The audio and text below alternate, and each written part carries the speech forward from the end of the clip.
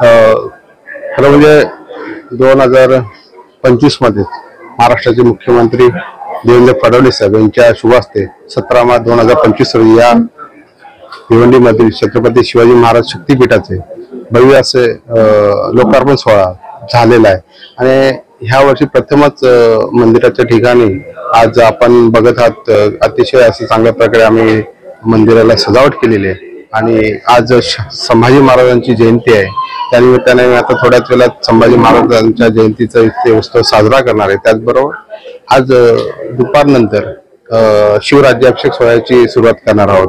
त्यामध्ये आज सकाळी स्वराज्य तोरण या मंदिराच्या आपल्या गेट आहे त्या समोर आपण बांधणार आहोत। त्यानंतर संध्याकाळी देवीचे जागरण होणार आहे। त्याचबरोबर रात्री पोवाड्याचं शाहिरी पोवाडा म्हणून चांगल्या प्रकारचा कार्यक्रम आयोजित केलेला आहे। त्यानंतर उद्या सकाळी इथे पूजन झाल्यानंतर भव्य अशी मिरवणूक निघणार आहे। त्यानंतर पूर्ण मान्यवरांच्या हस्ते इथे राज्याभिषेक सोहळा पार पडणार आहे। हे गेल्या 2 दिवसापासून अशा चांगल्या प्रकारच्या असं शिवक्रांती प्रतिष्ठानच्या माध्यमातून छत्रपती शिवाजी महाराज मंदिराच्या ठिकाणी शिवजयंतीचं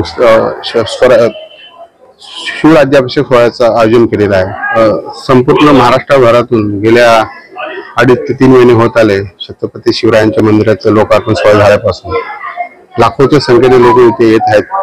गेल्या 2.5 महिन्यामध्ये माझ्या मते 6 ते 7 लाख लोक येऊन गेलेले आहेत। आणि आज सुद्धा सकाळपासून खूप चांगल्या प्रकारे खूप लोक येत आहेत।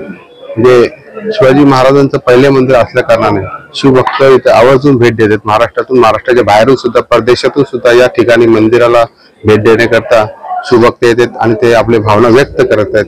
ते ज्यावेळेस इथे भावना व्यक्त करतात त्यांचे अश्रू अनावर होतात। असे अनेक असे शिवभक्त आहेत की ते इथे येऊन स्वतः रडलेले आहेत। आणि एकंदरीत शिवाजी महाराजांचं हे मंदिर जे बनलेलं आहे ते नुसतं मंदिर नसून ते एक शक्तीपीठ आहे। या मंदिराच्या माध्यमातून अनेक असं काही आम्ही इतिहास साकारलेला आहे, तो सर्वांना भावतो। आणि येणाऱ्या युवा पिढीला हा इतिहास जिवंत ठेवण्याचा शिवक्रांती प्रतिष्ठानने हा काम केलेला आहे।